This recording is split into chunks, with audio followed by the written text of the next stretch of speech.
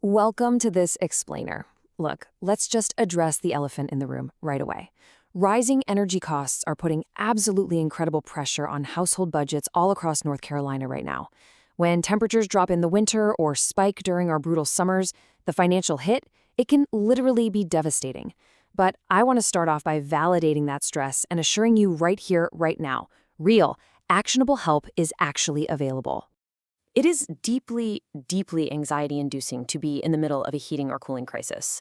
If you're staring down a past due notice or just lying awake worrying about how to keep your home safe and comfortable, please know you are not alone in this. And honestly, more importantly, there is a massive network of support built specifically for the exact situation you're in. Okay, so let's dive right into this. There are literally millions of dollars in state, federal, and local funds waiting to be claimed by North Carolinians right this second. So in this explainer, we're going to give you a very clear step-by-step blueprint to get your hands on those funds. We'll cut through all the confusing bureaucratic red tape and get you straight to the solutions that will protect your family and your wallet. Here's exactly how we're going to break it all down today. First, understanding government programs. Second, utility and local support. Third, the step-by-step application process.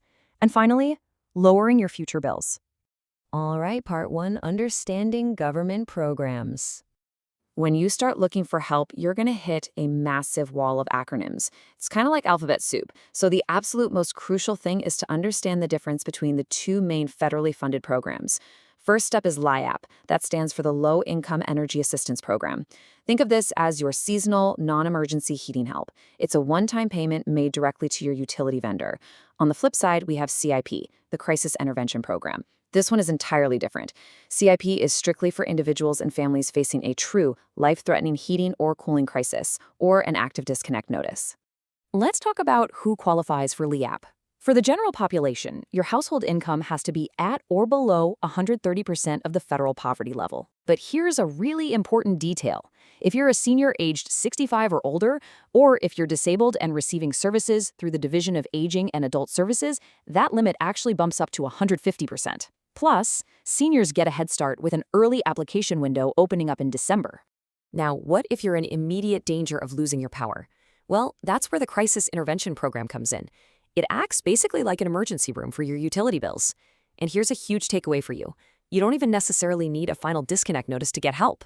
Just having a past due bill coupled with a health-related or life-threatening emergency can absolutely qualify you. Amazingly, CIP can sometimes even pay to repair or replace broken heating and cooling appliances. And the best part? It operates year-round, from July 1st to June 30th until the funds run out. Moving on to part two, utility and local support. So, what happens if those government funds actually do run out, or maybe you just slightly missed the income cutoffs? Well, you should immediately check with your specific utility provider. Companies like Duke Energy recently poured hundreds of thousands of dollars into their Share the Light fund to help families weather prolonged cold snaps. Piedmont Natural Gas has a program called Share the Warmth. And if you're on a local electric co-op, almost all of them run something called Operation Roundup, where neighbors literally donate their spare change to fund grants for people in the community who need a hand. I want you to look at this number, $600. That's the maximum benefit you can get from Dominion Energy's Energy Share program to help pay a heating bill. And honestly, the most incredible part about this, Energy Share is designed as a program of last resort for folks facing severe financial hardship, which means it doesn't even have strict income restrictions to apply. That is huge. You also should never, ever underestimate your local community resources.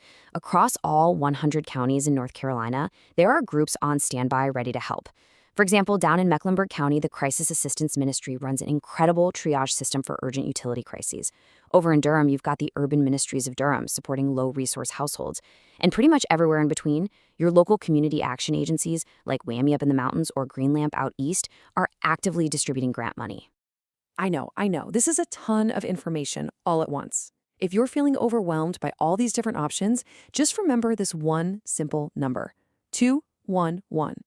It's North Carolina's completely free service that connects you directly with local utility help, nonprofits, and agencies right in your specific zip code. Just pick up the phone and dial 211. Okay, part three, the step-by-step application process. Let's transition into the execution phase here. It is time to turn all this bureaucratic jargon into a simple, actionable checklist. If you follow these exact steps, you're going to streamline your application and avoid so many frustrating delays. Step 1, double-check your eligibility and any upcoming deadlines. Step 2, and pay attention because this is where everybody gets tripped up, gather all of your documentation before you even start applying. Step 3, apply. You can do it right from your laptop at epass.nco.gov, or you can mail, fax, or drop off the application at your local Department of Social Services. Oh, and for CIP, they aren't even requiring face-to-face interviews right now, which makes it so much easier. Seriously, take a second and pause this explainer right here. Take a screenshot of this checklist. You've got to use this. You're going to need a valid government-issued photo ID. You need social security cards for every single person living in the house. You need proof of all income for the last 30 days. And yeah, that means wages, SSI, child support, the whole shebang. Finally, you need the past due utility bill or disconnect notice, and it has to be in an adult's name. Do not let your application get thrown out just because you forgot one piece of paper. And look, if applying online through ePass just feels like too much of a technical hurdle, don't sweat it. You can call the North Carolina Department of Health and Human Services public inquiry line at 1-800-662-730. That's a toll-free number that'll connect you to a real human being who can guide you through the process over the phone. Finally, Part 4, lowering future bills. Let's pivot for a second from reactive crisis mode to some really smart proactive strategies. Jumping on weatherization and rebate programs can structurally fix the root cause of these sky-high energy bills in your home. Programs like Energy Saver North Carolina help you tap into federally funded homes and hear rebates for energy efficiency. Duke Energy offers the Helping Home Fund, which literally provides free efficiency upgrades to income-qualified households. There are also tariffed on-bill programs that let you pay for efficiency improvements slowly over time right on your electric bill, which saves you money instantly. And definitely don't forget the Fan and Heat Relief Program. They literally distribute free fans to seniors during the hot summer months. And here is where it all comes together beautifully. Notice how these programs stack. If you're a Duke Energy customer and you get approved for LEAP or CIP, you automatically, yes, automatically, qualify for Duke Energy's CAPE or Customer Assistance Program. That gives you a flat $42 monthly bill credit for 12 full months. It's brilliant. You turn one single successful application into a whole year of automatic monthly savings. So what's your next move? Please do not wait for the next billing cycle to hit. The funds are sitting there, the programs are wide open, and the help is waiting for you. Are you ready to grab your utility bill? Pull your IDs and income statements together and claim the financial relief your household deserves today? Now, before we wrap up, I do need to give a quick professional reminder. This explainer is intended for guidance only. Government and utility programs change all the time, so funds, deadlines, and exact eligibility rules are always subject to change. Please make sure to verify all these details directly with official sources, your specific utility provider, or your local DSS. The resources to keep your family safe and comfortable are absolutely out there, but remember, millions of dollars go unclaimed every single year just because people don't ask.